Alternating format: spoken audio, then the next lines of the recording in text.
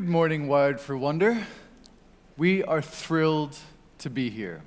My name is Tane. And I'm Stephen. And we are Future Crunch. Right now, there are 6 people living in space, and a rocket has just delivered a volleyball-sized orb to their home, the International Space Station.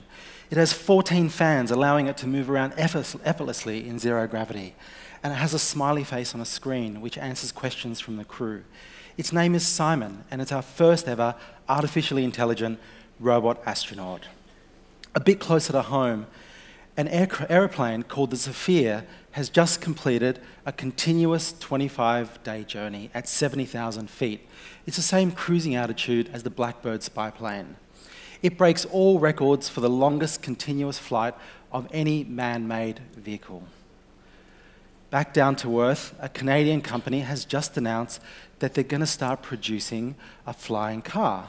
It's like something straight out of a science fiction movie. It can travel at speeds of around 100 kilometers per hour. And the best bit, it's going to be so easy to fly, you won't even need a pilot's license. Talking about cars, Ford, the company that brought us the production line, has just announced that it's going to give people, their employees within 7 countries, get this, the option of augmenting their daily work with a robotic exoskeleton. It's going to reduce fatigue, reduce injury, and make them be able to lift around 20 kilograms more than they would otherwise be able to.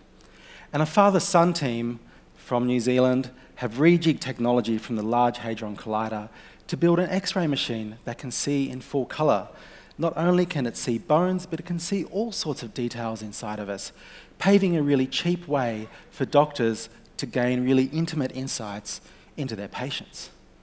Scientists in Tokyo have combined rat muscle with robotics to create biohybrids. This fusion of wire, glass, plastic, and steel with living cells is creating new, more advanced, more lifelike cybernetic organisms. Arnold Schwarzenegger was right when he said, "I'll be back." Biotechnologists in Boston are rewriting the code of life, DNA, to remove a fatal heart disease from a mouse embryo, making it the first time in human history that we've used genetic editing to remove a deadly disease from a mammalian fetus that had a natural birth, lived a healthy life. Humans are next. At Johns Hopkins University, they've created an artificial intelligence algorithm that predicts the toxicity and effects of millions of different types of drugs and chemicals, and it's been shown to be better than lab testing, which is awesome news for our furry little friends, because we are moving into a future without animal testing. And a private nuclear fusion company in the UK has heated up plasma to 15 million degrees Celsius. That is hotter than the core of our sun. And you should all absolutely know that all of these things have happened in the last 3 months.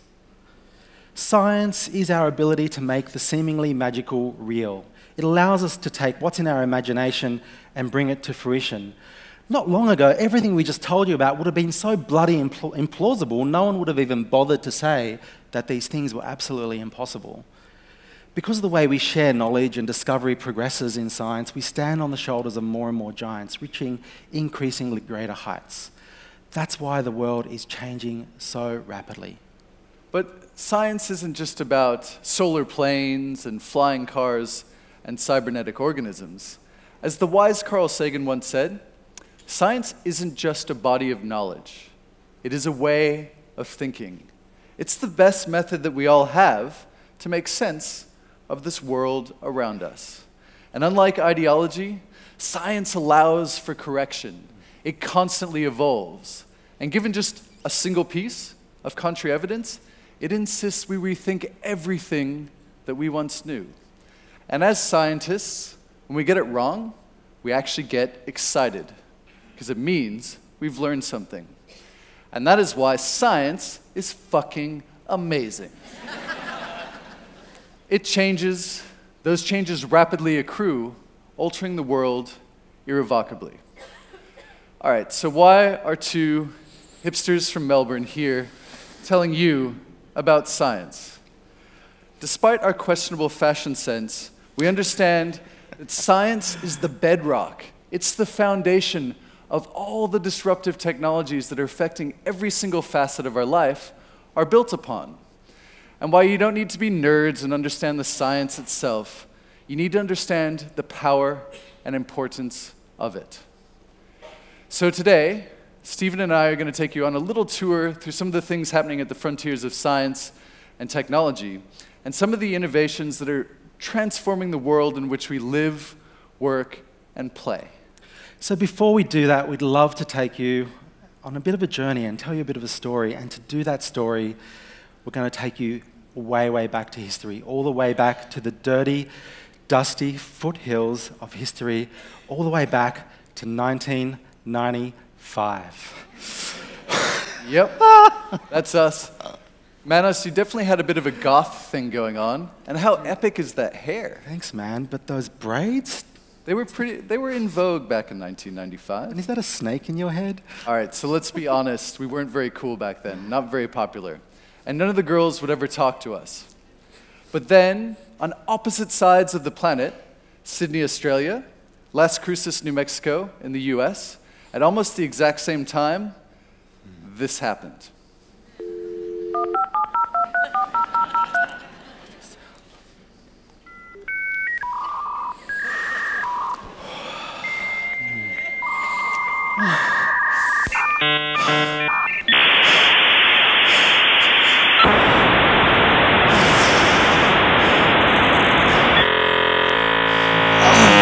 God, that still gives me shudders. That was the most beautiful song in 1995, as I'm sure you can all attest to. You see, 1995 was a really, really big year for me. I turned 17. I discovered that I had two loves, science and art, which I was only just beginning to comprehend. I did my HSC here in Sydney at a high school in Bankstown. And I learnt and I got my first internet connection. Needless to say, I didn't get much study done that year because I had just discovered online games and chat rooms. And the sense of connection, that first time where I was able to instantly contact, connect, speak, engage with people anywhere in the world at any time, was completely and utterly magical. At that time, Tane and I were 2 of 16 million people online. Fast forward to today, and there are 5.5 billion people on the planet over the age of 14. How many of those people have phones? 5 billion, and 3 billion of them are smartphones. More than 2 billion of them are on Facebook. More than half of humanity is now online. This is the most extraordinary uptake of a technology that we have ever seen. Never before have we taken up a tool, the smartphone, at such speed and at such scale. Now, as we all furiously connect and tweet and stream and download, we are creating trillions of terabytes of data. Not only do data flows, these zeros and ones, allow for the better movement of goods, services, finance, and people, they have value in their own right. In fact, since 2015, data, bits and bytes, has accounted for more global GDP growth than the world's entire physical goods trade. Data is the new oil. That is not some Silicon Valley soundbite, it is an economic reality. And unlike oil, which is an expensive, centralized resource that has a high cost of distribution, data is, generally speaking, a lot more accessible and cheaper to access. Which is opening up the doors to hundreds of countries, to millions of small businesses and startups, and to billions of our fellow human beings around the world that have never been able to participate in the global economy ever before. So why is data so disruptive? To answer that question, I want to introduce you to the most powerful people on the planet. It's definitely not these guys. The oil barons have absolutely had their time in the sun. No, it's not the investment bankers. The wolves of Wall Street took the quaaludes, sniffed heaps of cocaine, and eventually brought the global economy to its knees earlier this century. I mean, our lot is stuck in a royal commission. No, the most powerful people on the planet in 2018 are the geeks. See, the geeks are working with code, and code is like an oil refinery, and if data is like the oil, code is the thing that takes that oil, that takes data, that refines it, that distributes it, and it ultimately gives it value. And if you take a kind of economic theory view of code, you realize that it has a 000 set of properties, and it's 3 properties that are very special and very unique to code. So what does Stephen mean by that? Well, the first 0 is zero marginal cost of production. So once I've built a piece of code, it costs me nothing to make another unit. I can copy and paste it as many times as I want. How cool is that? It costs me the same whether I make 1 or 1 million. The second 0 is zero friction of distribution. In a world where absolutely everyone is connected, I can send code anywhere at the speed of light. So whether I send my code to you or someone in Buenos Aires or Timbuktu or Beijing, it gets there pretty much instantly and at pretty much zero cost. How cool is that? Shipping cost? 0. Now, 0 latency of updating is the final 000. So when that new and improved version comes along, version 2.0, let's be honest, 3, 4, 5, 6.0, I instantly get access to it. The software updates automatically. Many of your phones are updating as we speak. This 000 set of rules is the reason why the top 5 companies in the world are based on software. It's totally unlike a traditional product or service.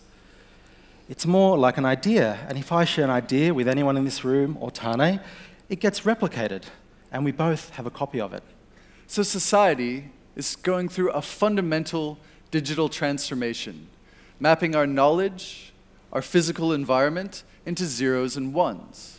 Everything from the code of life, DNA, which is what I do for my job, to mapping massive gravitational patterns across the universe. And because we can store it as these bits and bytes, zeros and ones, we can accrue mass amounts of it, analyze it, and most importantly, share the incredible value of this blossoming treasure trove. And that is why technology, which used to be a back office function, something you outsourced, then it was a sector on its own, is now a layer over absolutely everything. Code is allowing us to do things that we once thought was impossible. What is the most daunting human endeavor? What is the most amazing thing that we do? Well, for 2 space nerds on stage, it's space travel. Hopefully some of you would have seen the video we're just about to show you. It's the launch of the Spacex Falcon Heavy. It's a prototype of the rocket that's going to take us to Mars and is one day, probably within the lifetimes of everyone in this room, going to make us humans an interplanetary species. She's lived it 10 times or more. She could spit in the eyes of fools if they ask her to focus on sailors fighting in the dance hall. Oh man, look at those cavemen go. It's the freakiest show. So in 1996, I was fortunate enough to travel to the US on a space camp, and I went to see a shuttle launch. It was mission STS-76, and I took this very photo at about 4 a.m. on a chilly morning. This mission, and over 100 like them, cost anywhere between $0.5 to $1.5 billion each. Those figures do not lead us to a sustained or sustainable space industry. Yet the fuel for those rockets only cost around $1.5 million. Why was there such a massive difference between the cost of the fuel and the cost of the mission?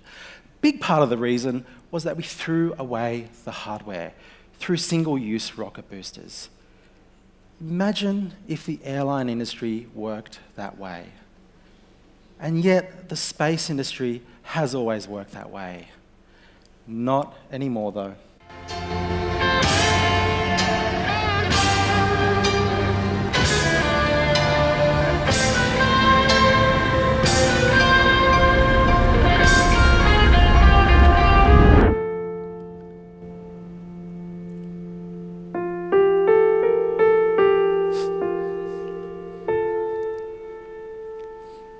So, not only are we launching ruby red electric sports cars with Starman playing David Bowie hits to Mars, we're relanding the rockets, already dropping the cost by a factor of 10, and we're just getting started. Now, no human being could have landed these 2 rockets. Well, I mean, Han Solo could have, but that's science fiction. It was done by a computer running on code. There was no human being behind the joystick. Now, rockets, the hardware has changed very little in the past few decades. What has changed is the software, and that is why code is so powerful. So not only are we putting code in our rockets, but we're putting it into all kinds of hardware. We're in the midst of a Cambrian explosion in robotics. Thanks to the smartphone wars of the last decade, we now got access to chips, sensors, and cameras that are super cheap. Combine that with advances in AI, code, power systems, you've got robots that are more reliable, able to do things for longer, and able to carry out increasingly complex tasks, sometimes even autonomously. This image that we're showing you is a cover from a recent edition of Time magazine. Each one of those dots corresponds to one of about 968 drones. That's what the points of lights are. And those drones are able to talk to each other and self-assemble into a pattern in the sky. How is that for a sign of the times? Komatsu, the world's second-largest construction company in Japan, uses autonomous drones to scan a site in 3D, then send that information down to autonomous bulldozers and allow them to complete a job with very little human intervention. Ocado, one of the biggest supermarkets in the world, has these swarms of washing machine-type drones that complete shipping orders in their factory. Now it's reduced the time from about 4 hours for humans to 5 minutes, also dramatically reducing wastage. And the image of the robot work area that's fenced off from humans is quickly becoming a thing of the past. Robots are now able to enter our workplace. They are entering our workplace and becoming our everyday colleagues. Thanks to advances in robotic agility and sensing, they're able to work cooperatively and safely with humans, as this example from the Volvo factory test. And they're increasingly looking like us too. They're running like us, they're jogging like us, they're even jumping like us. And they're able to do things, you're going to do the next bit? They're able to do things many of us. No, just kidding. So things humans can't do. Most of us, anyway. So they're out competing us, and these humanoid robots, are they going to take all our jobs? Are we going to be redundant? Well, no. If you want to think about how automation will affect the future of work, it's going to replace tasks within jobs, not entire jobs themselves. And so if you want to lens a bit of a framework to think about this through, well, we've got a robot rule of thumb. We like to think about in terms of whether it's historical, predictable, and what the cost of error is. So let me give you an example. Take the task of floor cleaning, an autonomous vacuum cleaner and floor cleaner. Historical? Yeah, since we've had buildings, homes, and abodes, we've needed to clean the floor. Predictable? Sure. Need to do it regularly. It's in a confined, well-known space. And you know, if you have a dinner party, you're going to need to clean up. If you go to one of Manos's raging parties, you're definitely going to need a few of these. Cost per error. Well, pretty low. A bit of dirt on the floor. Maybe it knocks over a trash can and scares the cat. So this is a highly automatable task. What about something like accounting? Is it historical? Absolutely yes. Accounting has been around in a discipline as a job for hundreds of years. Is it predictable? Well, for the most part it is, except when it's not. Thanks to the humble spreadsheet and data integration, many basic tasks in accounting have long been automated. But accountancy as a discipline exists in a really sophisticated legal and financial landscape nationally and internationally. So the requirement for humans is still very, very high on the agenda. What about the cost per error? Well, it's safe to say that from the perspective of your clients, your customers, and the tax office, the tolerance for error is basically zero. How about doctors? Historical, sure. Before we had medical doctors, we had witch doctors. Predictable? well, maybe a few human ailments, but many diseases are incredibly complex. The cost of error, potential loss of human life, so it's incredibly high. So while many tasks within the field of being a doctor in medicine will be automated, as they already are, changing the nature of the job itself isn't going anywhere. Now, let me put this another way. At the cancer research hospital that I work in Melbourne, I deal with doctors every day.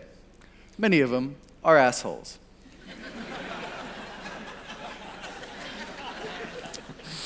The robots can already do many of the tasks just as well, if not better. For example, my uncle had prostate cancer removed recently by 6 robotic arms. Yet, you're never going to want to hear a bad prognosis, a bad diagnosis from a chunk of glass, metal, and steel, a robot. You're going to want to hear it from a human being, a nurse or a doctor who can communicate with you, empathize with you, have compassion for your pain.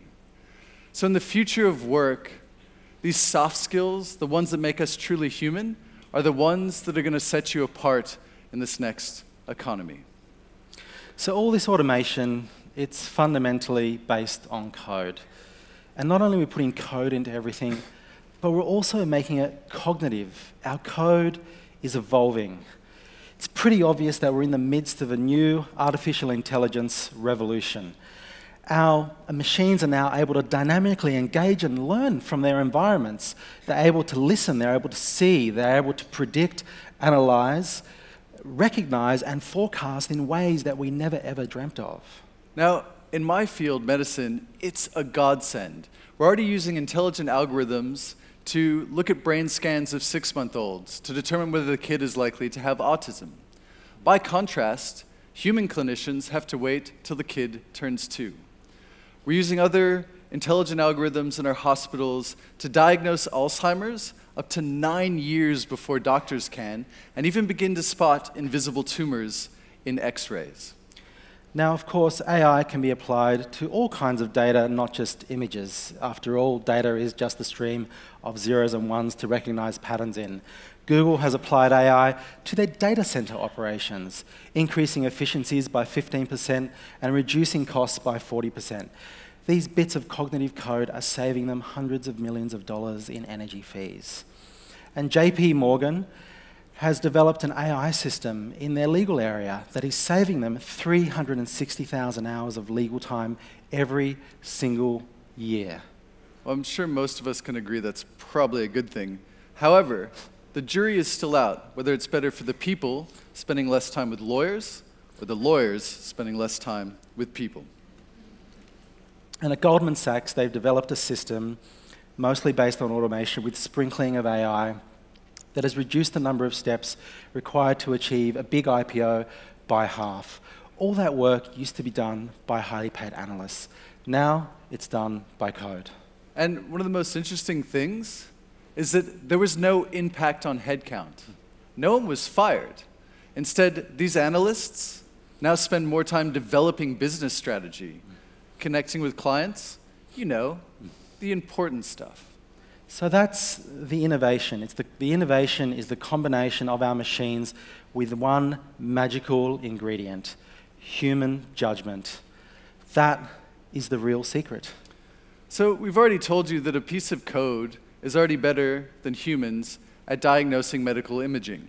But here's what Professor Curtis Langlotz, one of the best radiologists in the world from Stanford, had to say when asked, is AI and robots going to take all our jobs?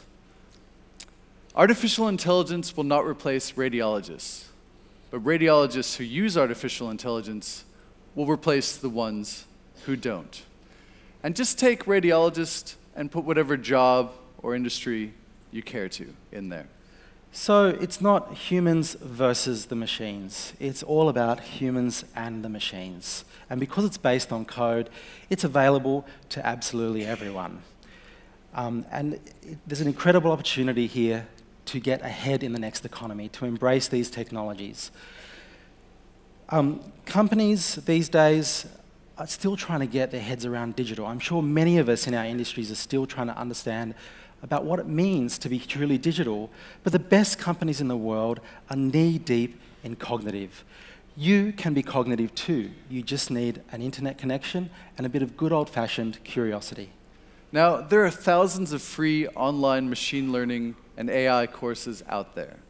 The one from Stanford is free and the most popular in the world. Yet, well, put it this way. Meet my dad. He's almost 70. He's in finance and trading. He likes free things too. Let's see what he has to say. I'm Tane's dad. I've just taken several machine learning AI courses. One from Stanford, 2 from Fast AI. I highly recommend them. The Fast AI courses take you right up to the absolute state of the art. It turns out you can teach an old dog new tricks. And our machines are also able to recognize faces from billions of possible combinations. Police forces from all around the world are arming themselves with facial recognition software.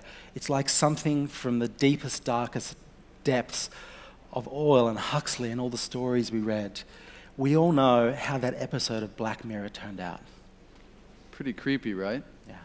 I bet you didn't hear about what happened in Delhi, India, where police forces got a hold of 200 facial recognition glasses. First thing they did, they uploaded a database of all the city's missing children and their photographs, went to all of the orphanages, and in 4 days, tracked down 3,000 of them, reuniting many of them with their families for the first time in years.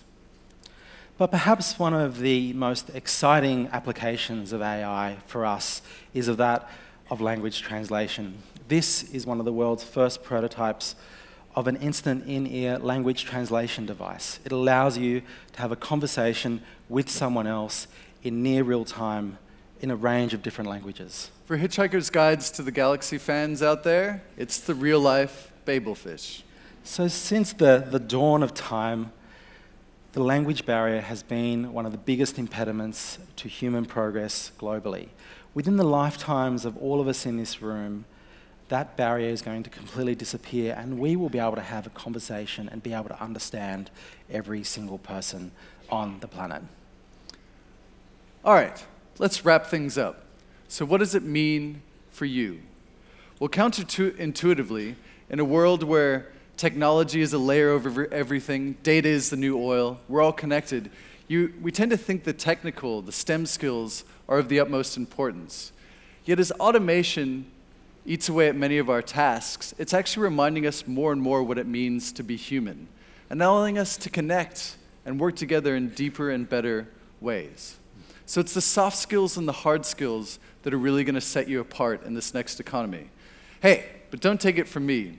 Google just released the findings of Project Oxygen, where they crunched all the hiring, firing, and promotional data for their managers and successful employees in the company since 1998. And what they found was to lead to success, of the top 8 skills, technical skills came at number 8, technical aptitude. The top 7 were things like empathy, leadership, vision, being able to communicate that vision, having concern for your colleagues' well-being and success in the company, having respect for your fellow human beings' ideas, even if you disagree with them, empowering diverse teams. All of these skills are like rocket fuel in our ability to work together. In the next economy, collaboration trumps genius. So how do we keep abreast of all of this? How do we keep up with all these technological changes while keeping an ear to the ground for the human side of things that Tane was talking about? We have at our fingertips one of the greatest information resources we've ever had in the history of humankind. We just need to get really savvy about how to use it. Now, we all know the internet is full of ghouls and ghosts and trumps and trolls, and many of us have to console ourselves, just like Tane does, by watching cat videos for hours and hours on end. But there are better ways. And one of those ways is to subscribe to the Future Crunch newsletter. Obviously. It comes out every 2 weeks. It's free, and it's packed with stories about how people from all around the world are using science and tech to make the world a better place. about how it impacts our families, our societies, and our friends. Now, of course, if you want to give us money, we will gladly take it from you.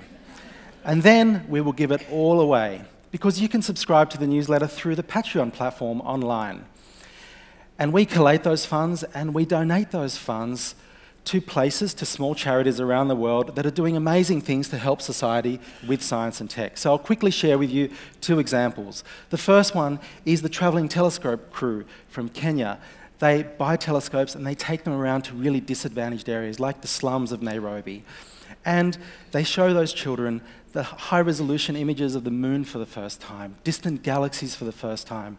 They open their eyes up to the universe for the first time in their lives. Another example is the Enable crew from Canada. They literally box up 3D printers in Canada and take them around the world to places like Nepal, where they 3D print prosthetics for children who would otherwise not be able to afford them. And finally, we're biologically ill-equipped to deal with the rapid pace of change. And we tend to be very fearful about technology. We tend to think of it as something outside of us, something unnatural. But technology is us. It's built by us, for us, to help us, to work collaboratively with it. I mean, technology is to humans as nests are to birds, as dams are to beavers. I mean, we're just apes that took a left turn and got lost between the river and the forest. We ended up inventing the wheel, antibiotics, and atomic weapons. But technology is the best tool we have to adapt to change and overcome our biggest challenges. And that is why it's always been an intimate part of the story of human evolution. And combined with science and human ingenuity, it gives us the tools we need to make this world a better place. Gives us intelligent reasons to believe that action is really possible. That better solutions are available. That a better future can be built.